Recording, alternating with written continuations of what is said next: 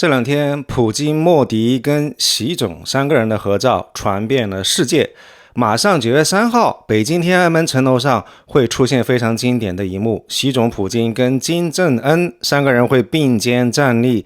检阅三军仪仗队。那到时候照片一样会传遍全球，西方媒体跟知黑的反应不用想也知道，邪恶轴心流氓国家聚会。那想问大家一个问题，作为世界数一数二的经济体，中国为什么偏偏要跟印度、俄罗斯甚至朝鲜这些不上档次而且麻烦缠身的这些失败国家或者是流氓国家混在一块儿呢？有人会说，那还用问吗？当然是因为中共就是一个邪恶政党，物以类聚嘛，所以会跟那些邪恶政权狼狈为奸咯。那今天艾森想要较一个真，用米尔斯海默的进攻性现实主义的理论框架来尝试分析一下这个问题，看看中国是不是还有其他更好的选项，以及如果您现在是党的总书记跟国家主席的话，能带领中国融入西方社会，而不必与这些独裁者为伍吗？在视频的最后，艾森还想跟大家一块儿理解米尔斯海默，超越米尔斯海默，实现认知维度的跃迁，请大家一定耐心看到最后。那正式开始之前，先给大家简单介绍一下我们的分析工具，也就是米尔斯海默的进攻性现实主义。我们可以把它想象成是一副特殊的 X 光眼镜，戴上它，你就能够穿透所有外交辞令的华丽的外衣，直接看到国际政治权力的骨骼结构。那这样一副眼镜的度数由3个基本假设构成。第一个假设就是国际社会是一个黑暗森林，什么意思呢？就是每个国家都好像森林里面孤独的猎人，遇到危险他需要自己保护自己。那第二个假设，在这个森林里面活下去是唯一的法则，只有活下来你才有资格谈论其他的。那第三个假设就是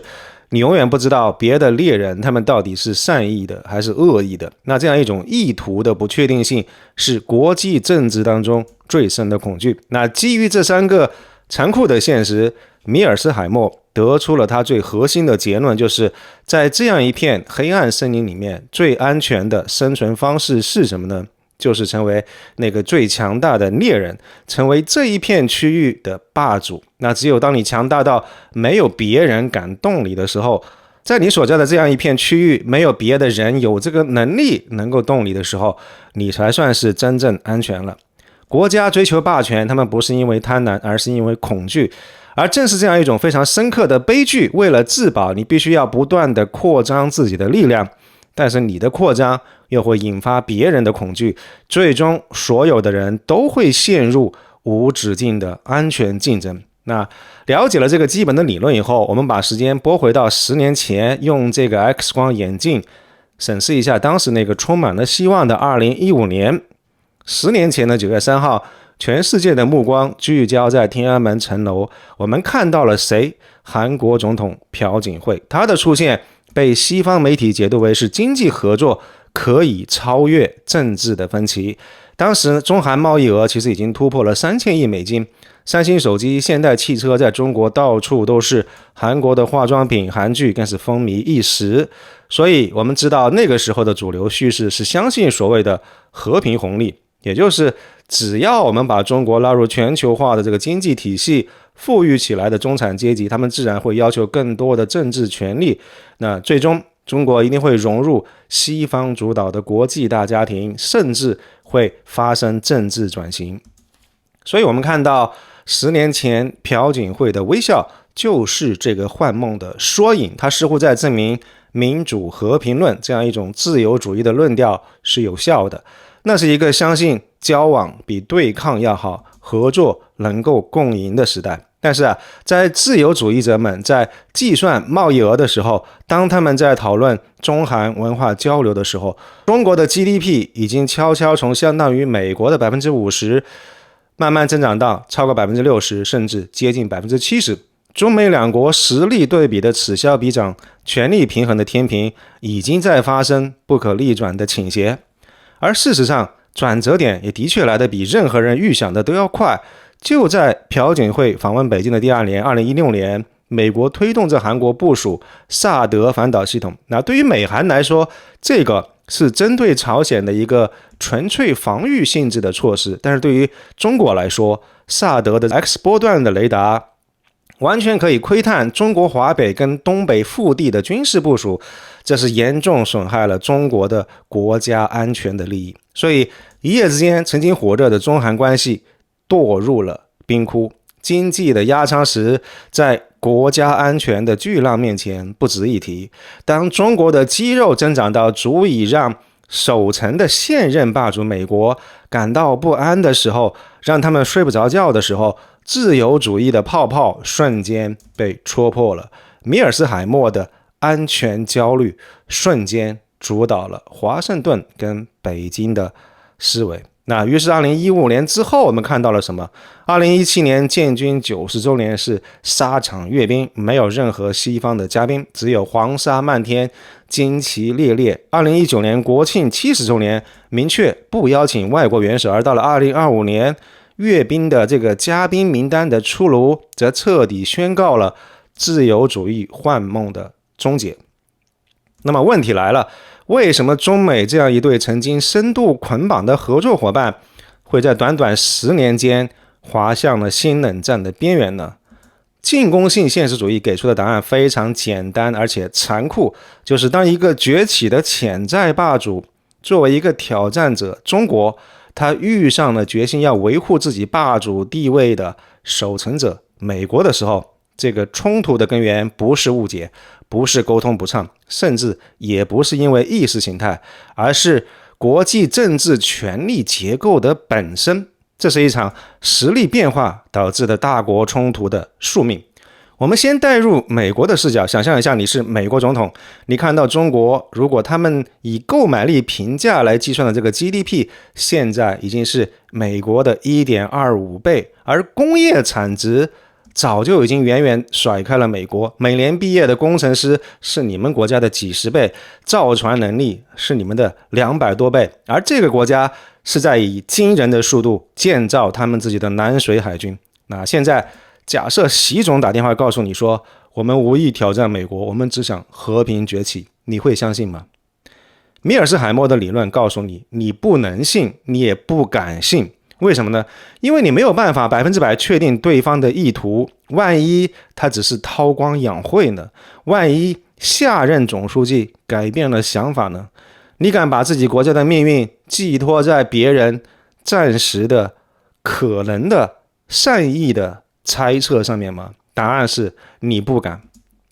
所以从美国最理性的选择出发，不是要等待跟观望，而是要提前就扼杀掉你的竞争对手。无论北京他如何宣称自己和平崛起，美国都不会也不能相信。因为在米尔斯海默的这个理论当中，意图这个东西是靠不住的，只有实力才是真实的。中国日益增长的这个经济跟军事的实力本身就构成了对于美国霸权地位的挑战。所以我们看到的事实就是，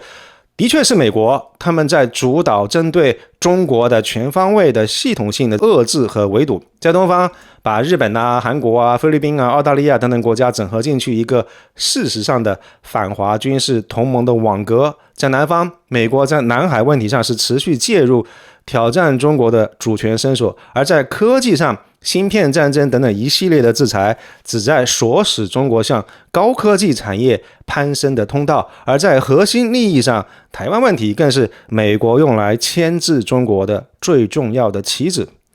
中国其实是不愿意，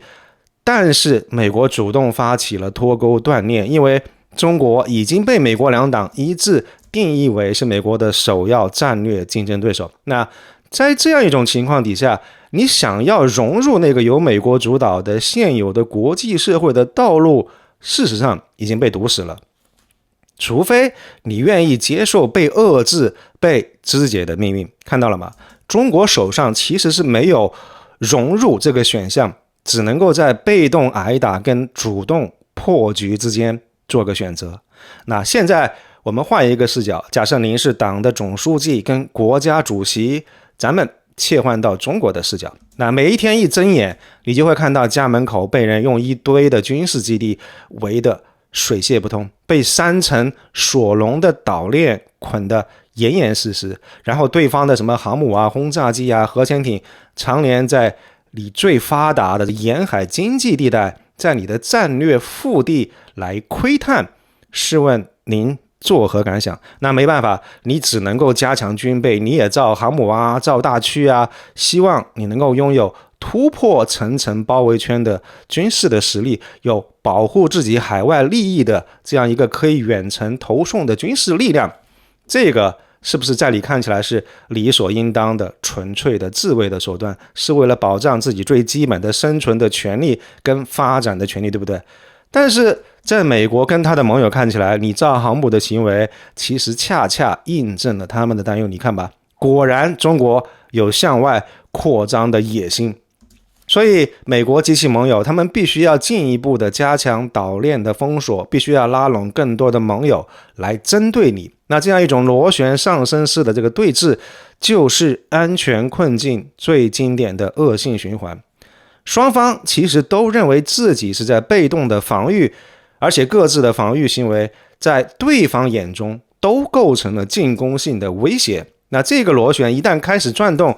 就几乎没有办法停下来，它会裹挟着双方不断走向对峙跟对抗。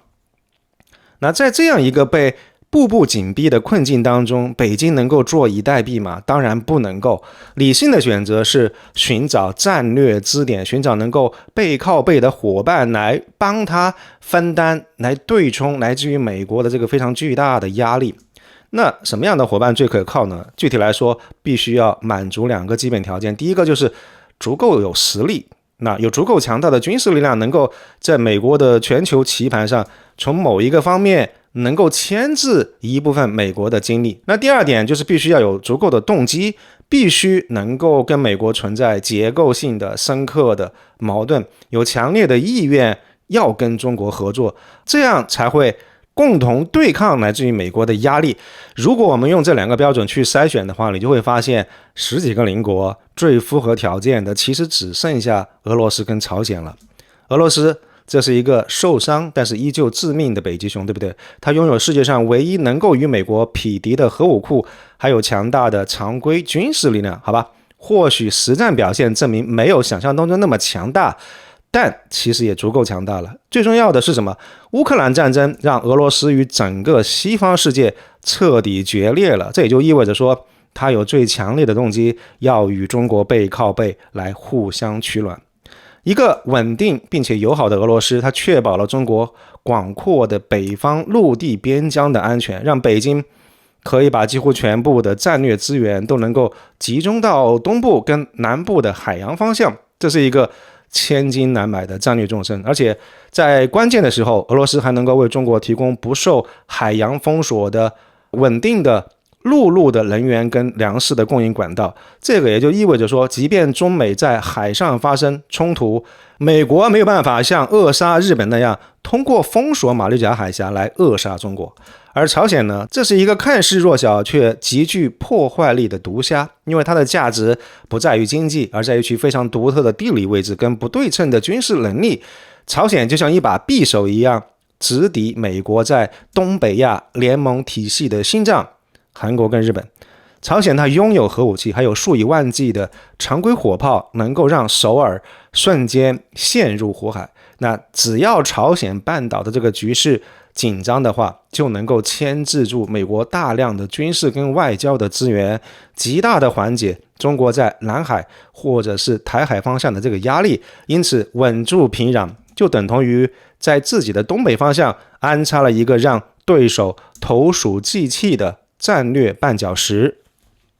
而且随着朝鲜出兵乌克兰，它就不再仅仅只是一个地理上被动的缓冲区，而是一个有能力为中俄这个阵营提供实际军事资源的一个非常主动的参与者。朝鲜军人的这个热血，让这个反美联盟的实力变得更加厚实了。有人会说，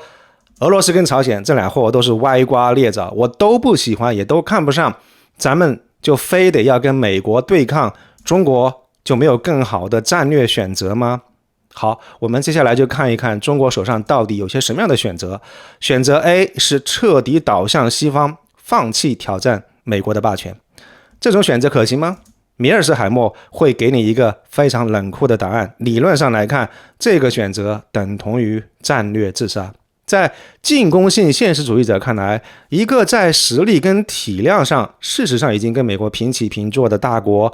你放弃追求这个权力，就等同于放弃生存。因为美国，我们刚才说了，美国它不可能相信你的所谓的意图，它只相信实力，所以它绝对不会因为中国的这个温顺而停止遏制中国，停止削弱中国。他只会认为你意志软弱，而且他会抓住这么一个难得的机会，变本加厉的削弱你，确保你永无翻身之日。只有中国被削弱到没有能力挑战美国的程度，他才会放心。选择 B 是保持中立，两不得罪。那理论上来说，这是极度危险的一个选择，因为在一个两极对抗日益成型的这个世界里面，保持中立不结盟，意味着中国傻到独自面对整个美国联盟体系的压力，而无法获得任何外部支持。这个其实是最糟糕的一个战略选择。刚刚已经说过了，你作为已经能够威胁到老大地位的一个老二，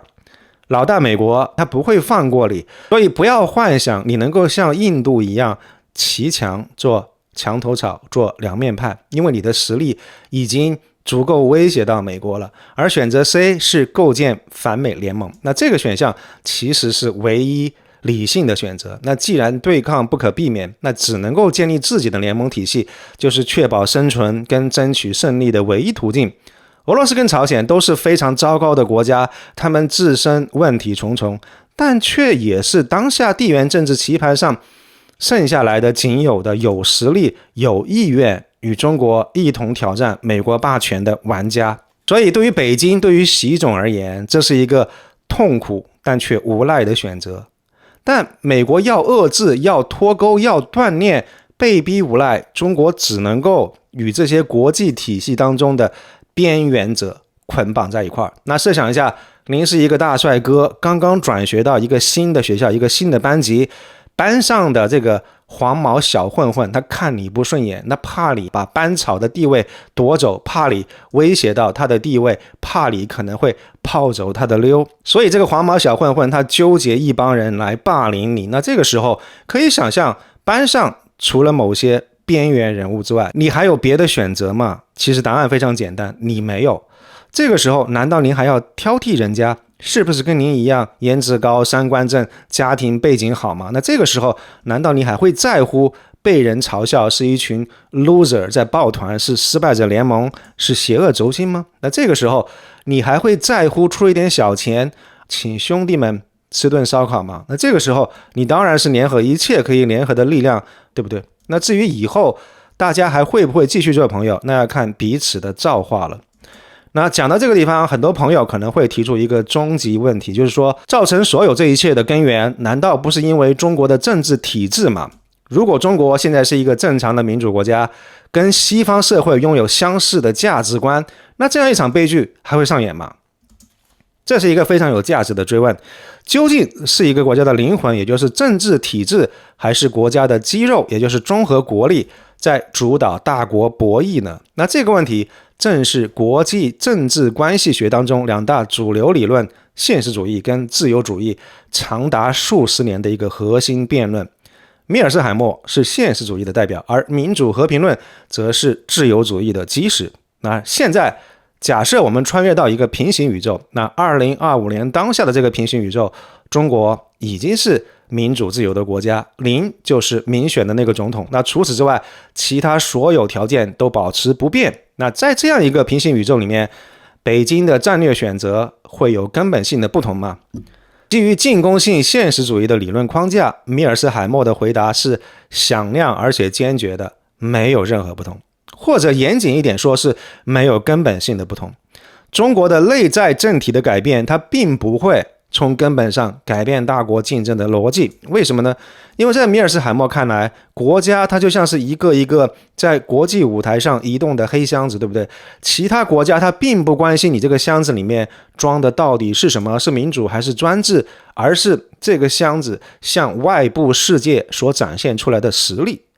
一个拥有14亿人口、世界上最大的工业产值，并且正在建设一支强大海军的民主中国，对于美国这个现存霸主而言，它构成的一个结构性的现实的威胁，和一个共产中国其实是完全一样的。它依然是欧亚大陆上唯一有实力能够挑战美国霸主地位的国家。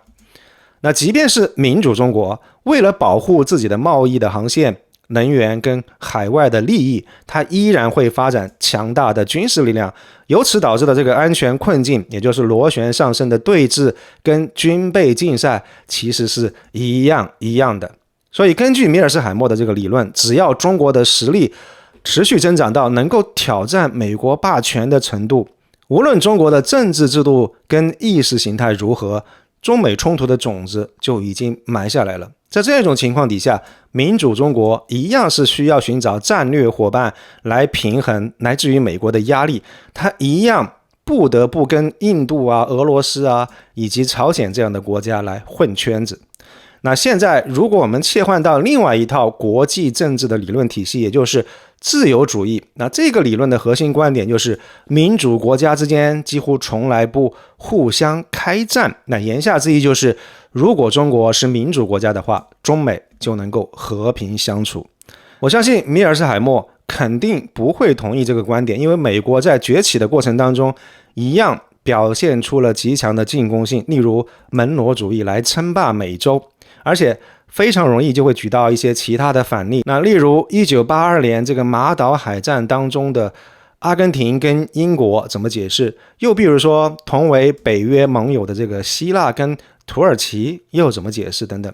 那民主和平论的支持者他们会说呀，这些案例当中的国家并非成熟稳定的民主政体，但这样一种反驳恰恰暴露了这个理论的脆弱性。如果你需要一系列非常苛刻的前提条件，这个理论才能够成立的话，比如说必须是成熟啊、稳定啊、制度化的民主，不能够仅仅只有选举的标签，它必须要有非常强大的内部制衡，健康的公民社会，它最好还要能够被纳入一个非常有效的国际安全的框架之中，等等等等等等。那如果一个理论的成立需要这么多苛刻的前提条件，那在这么一个充满了变数的现实世界当中，这个理论还能有多大的解释力跟指导意义呢？所以即便中国已经走向了某种形式的民主化，但民主的质量、它的稳定性、它是否融入了现有的国际安全框架，这种类似的变量太多，那大概率中美依然是没有办法和平竞争。所以我们看到了嘛，自由主义为我们描绘了一个更加美好的世界应该是什么样，但是米尔斯海默的现实主义却更加精准地描绘了我们所处的这个现实世界究竟是什么样。而在国家生存的赌局当中，没人敢用希望来代替现实。那我们扯远了，回到这个民主中国的平行宇宙，北京的战略选择在民主体制下会有根本性的不同吗？那第一点，我们看一看民主主义这个事情啊。很多人以为民主制度能够让民主主义的情绪降温，但事实恰恰相反，在民主体制下，在选票制度下，这样一种情绪只会被人为的放大，而不会被削弱。历史其实已经无数次的证明过了，每当涉及到民族尊严跟领土完整这些非常敏感的话题的时候，民选政府往往会比威权政府表现得更加强硬。为什么呢？因为他们必须要对选票，必须要对狂热的民意来负责。那美国眼中的中国威胁到底来自于哪里呢？是来自于政治体制呢，还是来自于你的实力？其实答案非常明显，就是实力。如果你实力不够的话，哪怕你是一个最邪恶的国家，你对于美国完全没有任何威胁啊，对不对？而80年代日本能够挑战美国的时候，它是民主国家啊，那美国就不打压日本了吗？所以对于美国来说，一个强大的民主对手跟一个强大的威权对手，在威胁程度上真的没有什么本质的区别，都是对于他霸权地位的挑战。最关键的一个点就是修昔底德陷阱依然是存在的。一个大国正在崛起，它的实力在飞速的增长，这个事情必然会让现在的老大感到恐惧，而这样一种恐惧跟意识形态没有太大的关系。实力本身的变化就是这个恐惧发生的原因，而这个恐惧本身就有可能导致冲突跟战争。雅典跟斯巴达的竞争纯粹是因为斯巴达害怕雅典的崛起，而这个逻辑2500年过去了，一点都没有什么变化。这就是为什么米尔斯海默才会说出那样一句让人印象深刻的话：中美之间没有意识形态的冲突，只有权力的冲突。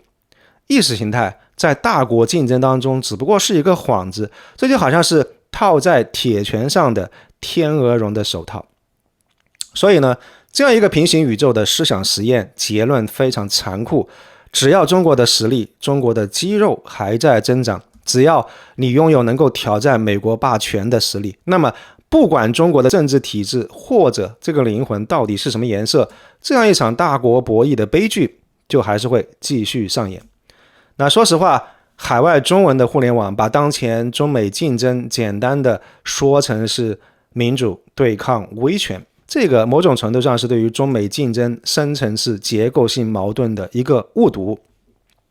我们当然不是说意识形态不重要，也不是说中共没有做错过什么事情，或者没有任何过错，那不是这样。中共在历史上犯过很多错，不需要为这件事情来洗地，这完全是两码事。我们在谈的是中美竞争。等到中国的实力开始碾压美国的时候，慢慢你就会发现越来越多的国家，包括民主阵营跟发达国家，会逐渐开始站到中国这边。这个需要一点时间，但并非不可能。我们看到这2天的新闻，印度突然跟中俄走得这么近，那作为一个世界上所谓最大的民主国家，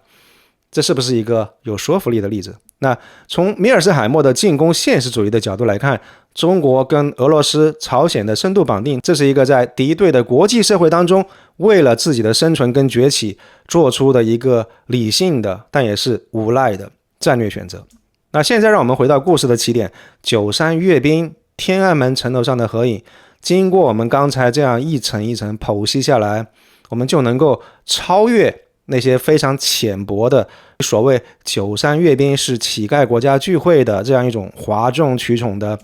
非常无聊的说法。93阅兵它不是什么简单的威权主义的大聚会，恰恰相反，这是北京告别了所有不切实际的幻想之后一种战略上的清醒，也是命运上的无赖。它标志着北京彻底放弃了融入西方主导的这个体系的幻想，转而开始构建一个以自身为中心，以现实利益为纽带的朋友圈。或许这个朋友圈现在看起来很 low， 或许它可能不符合我们对于这个理想世界秩序的期望，但是它却反映了我们现在所处的这个更加危险也更加真实的世界。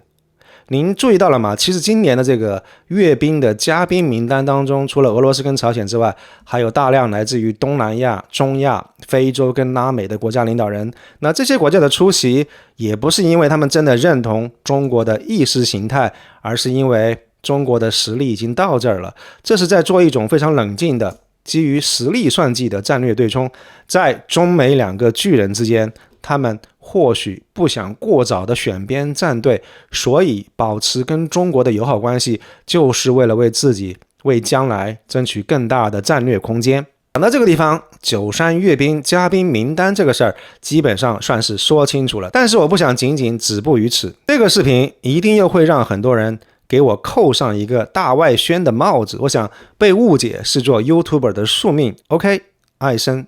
我接受这个宿命，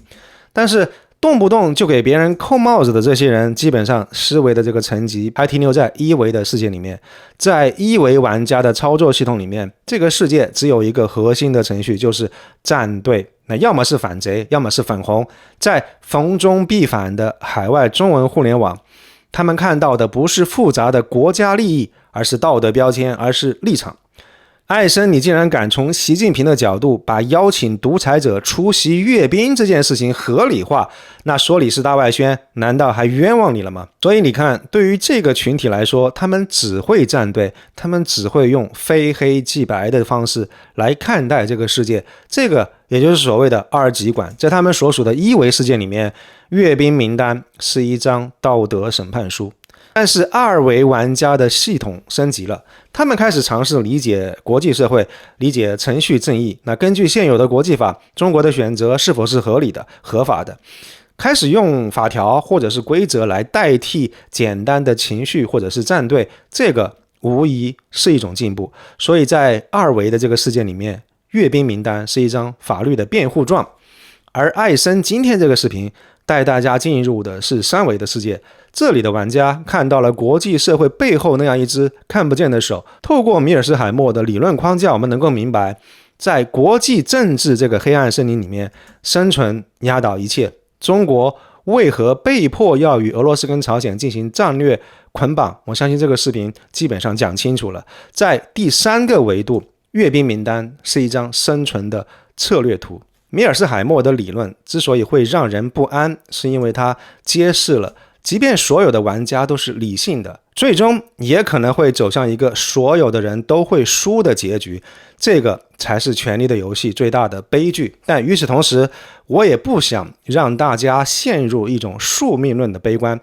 虽然要回答我们中国到底应该怎么办，目前为止还没有找到一个非常好的答案，但是要寻找出路，其实就是要尝试继续上升一个维度，去到第四个维度，在理解国际政治现实的基础上，去主动建构更优的未来。而这个正是佩里所说的，在相对论当中做出承诺。这个就是今天我们讨论这一切的意义。这个视频就是为了让大家睁开眼睛来看清楚这样一条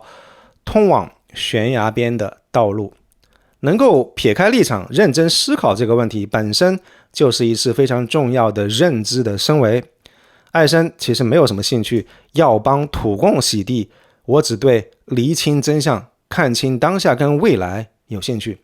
艾森对于站队跟立场没有什么兴趣，我只对为频道的订阅者跟观众创造价值有兴趣。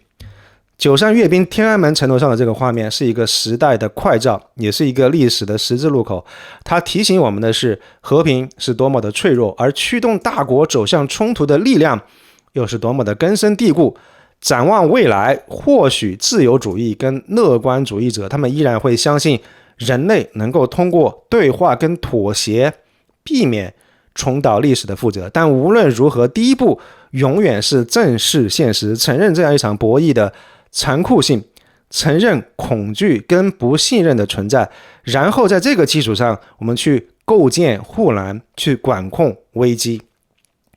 愿理性终能战胜狂热，愿对话终能压倒对抗，这个是艾森对于未来最殷切的期望。那如果这个视频对您有启发的话，请不要吝啬点赞分享，也不要忘了订阅艾森的频道，打开小铃铛。我们下期节目再见，谢谢。